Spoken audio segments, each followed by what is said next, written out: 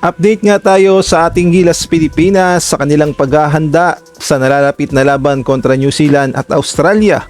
Tuloy-tuloy pa rin ang practice ng Gilas Pilipinas sa Auckland, New Zealand dahil matinding laban talaga ang kanilang kahaharapin at must-win situation ang laban ng Gilas Pilipinas kontra New Zealand at Australia.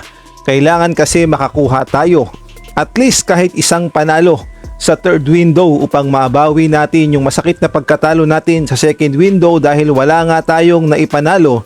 Kaya naman ang goal ni Coach Tim Cone ay makakuha ng panalo sa third window. At ito naman ang good news, ang ating naturalized player kababayan na si Justin Brownlee. Focus talaga ngayon sa laro ng Gilas at tutulungan niya talaga ang Gilas na manalo kontra New Zealand at Australia matapos kasing mag-champion sa Barangay Ginebra. Ang target naman ngayon ni Justin Brownlee ay makakuha ng panalo ang Gilas sa third window.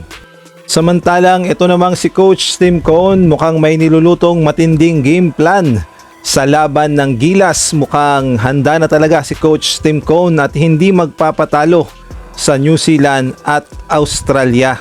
At ang main target talaga ni Coach Tim Cone ay makabawi at makakuha tayo ng panalo dito sa New Zealand. Sa record kasi ng laban ng Gilas at New Zealand, isang beses pa lang natin natalo itong New Zealand at sa FIBA Asia Cup qualifiers pa yon, kasama pa si Kai Sotto at hindi na nga nasundan. Kaya naman dito sa third window, ito talaga yung pinaka main target ni Coach Tim Cone na matalo ang New Zealand dahil halos kalakas at kapantay lamang ito ng Gilas Pilipinas.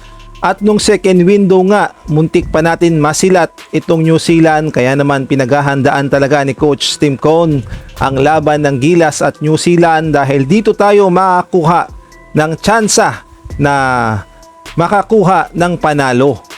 At mamaya na rin ang huling tune-up game ng Gilas Pilipinas kontra naman sa Franklin Bulls. Dito muling masusubukan ng ating Gilas Pilipinas kung hanggang saan na ba ang kakayanan at gayon na rin kung gumagana ba yung game plan, yung team chemistry at gayon na rin yung mga players ng Gilas Pilipinas. Dito malalaman lahat ng local players kung sino talaga ang mag-i-step up.